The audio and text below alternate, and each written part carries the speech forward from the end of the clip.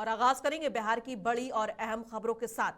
सबसे पहले खबर नीतीश कुमार की। बता दें कि मुख्यमंत्री नीतीश कुमार की समृद्धि यात्रा आज सारण जिला पहुंची। यहां मुख्यमंत्री ने लगभग 90 करोड़ रुपए की योजनाओं के आसपास उद्घाटन किया। इसके अलावा करीब 450 करोड़ रुपए की योजनाओं का शिलान्यास किया गया। बता दें सीएम नीतीश कुमार ने सबसे पहले जीविका दीदियों से मुलाकात की। इसके बाद एक सिलाई केंद्र का उद्घाटन किया और इसके बाद मुख्यमंत्री ने ITI बॉयज केंद्र का उद्घाटन किया। समृद्धि यात्रा को लेकर जिले के लोगों में काफी उत्साह देखने को मिला।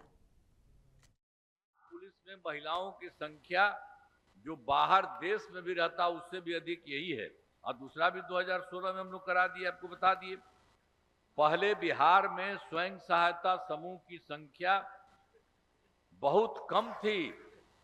1000 स्वयं सहायता समूह की संख्या तो बहुत कम था, शुरू में ही नहीं था। ये तो पूरे देश का स्वयं सहायता समूह, हम लोग केंद्र में रहते थे, कहीं कहीं जाते थे, देखते थे।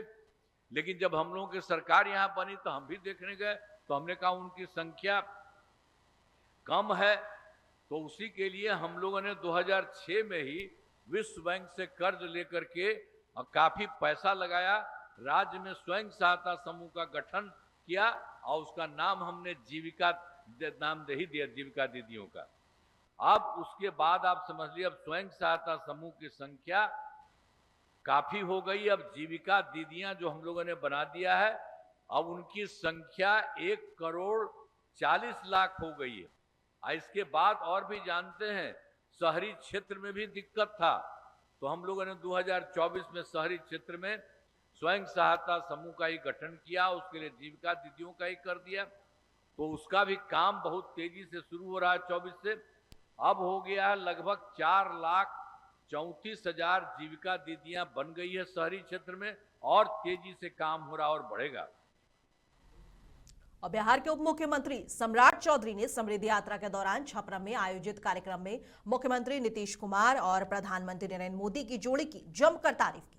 उन्होंने कहा कि करीब 50 सालों से बिहार की राजनीति और विकास से जुड़े नीतीश कुमार न्याय यात्रा, प्रगति यात्रा और अब समृद्धि यात्रा के माध्यम से लगातार जनता के बीच पहुंचकर काम कर रहे हैं। इस दौरान सम्राट चौधरी ने बड़ा ऐलान करते हुए कहा कि छपरा में जल्द ही बड़े एयरपोर्ट का निर्माण किया जाएगा। वहीं उन्होंने नौकरी और रोजगार को लेकर भी बड़ी घोषणाएं की हैं। 2020 से लेकर 2025 तक लगभग 50 लाख लोगों को सरकारी नौकरी और रोजगार देने का काम किया। और इस बार हम लोगों ने तय किया, इसी के लिए अलग से 2 डिपार्टमेंट बनाए गए। एक तो जो कौशल से युक्त होगा, युवा कौशल विकास विभाग बनाया गया, इसके माध्यम से कौशल युक्त बनाया जाएगा, लोगों को ट्रेनिंग दिया जाएगा।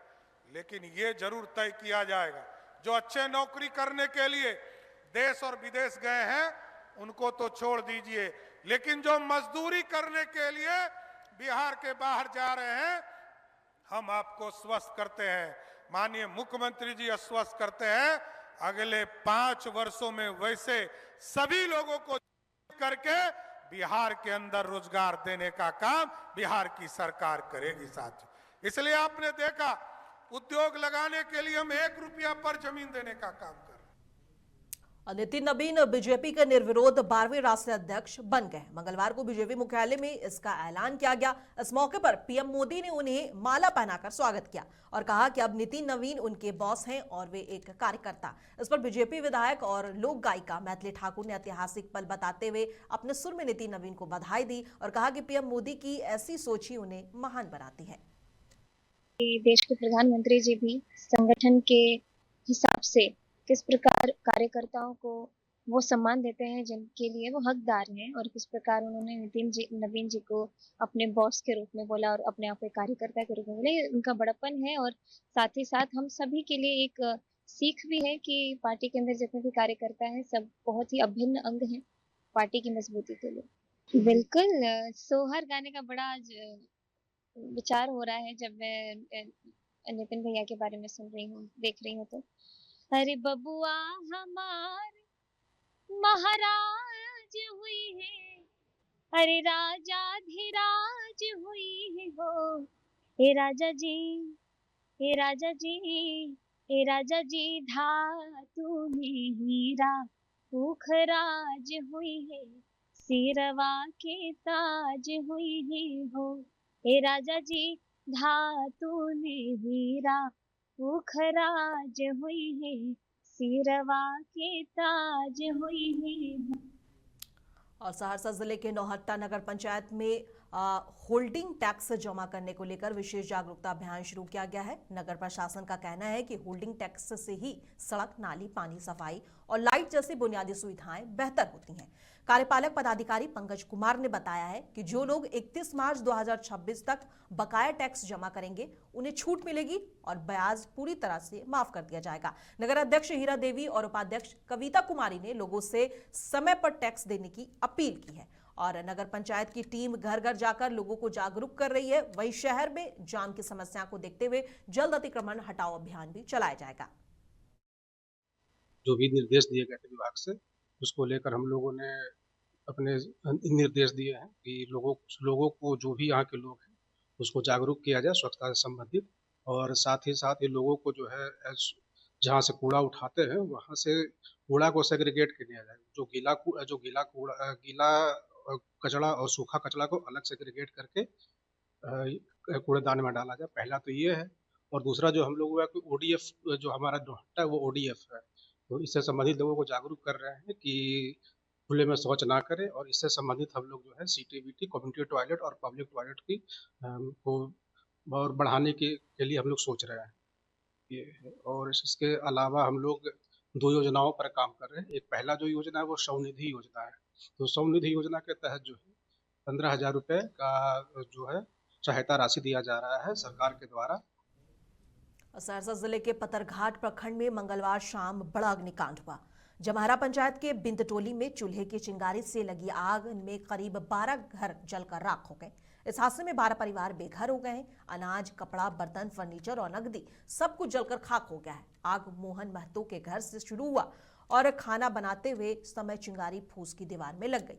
आग इतनी तेज थी कि 2 गैस सिलेंडर भी फट गया। सूचना मिलते प्रशासन और पुलिस मौके पर पहुंची। दमकल की मदद से आग पर काबू पाया गया। पीड़ितों की प्लास्टिक सीट और कंबल दिए गए हैं और जल्द मुआवजा देने का आश्वासन दिया गया है।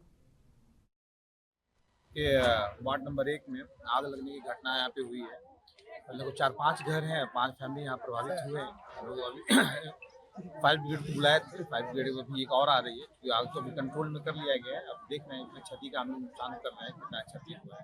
ताकि जो भी होगा, जो मैक्सिमम मुआवजा इन लोग को मिल सकता है, सरकार की तरफ से कोशिश कर रही है। कैसे आग लगी थी उसका जानकारी? अभी ये जैसे लोग बता रहे हैं कि खाना बनाते समय आग लगा है, आग लगने के बाद सिलेंडर ब्लास्ट हुआ है। तो उससे हम देख लेते हैं कि किस तरह से कैसे आग ब्लास्ट हुआ है। अभी तो सभी लोग बताने में लगे हैं, आज बुझाने में लगे हैं। जो भी आवेदन देंगे उनके जो भी उसका साथ पता चलेगा किसी आगे।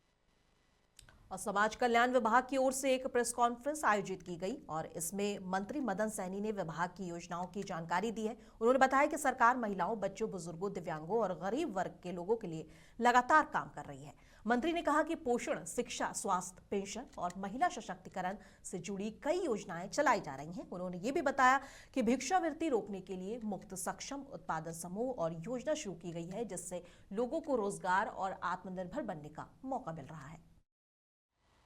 और अभी जैसा कि बताया गया कि माननीय मुख्यमंत्री जी जो अभी भी यात्रा पर निकले हुए हैं और समाधान यात्रा इससे पूर्व में उन्होंने किया, उस समाधान यात्रा में उनको पता चला और उनको महसूस हुआ कि आंगनबाड़ी केंद्र में बच्चे हैं, उनको अंडा भी दिया जाना चाहिए। तो हम लोगों ने माननीय मुख्यमंत्री जी के निर्देश पर और मार्गदर्शन में और बच्चों को सप्ताह में 2 दिन अंडा भी देने का काम करते हैं, साथ में दूध देते हैं।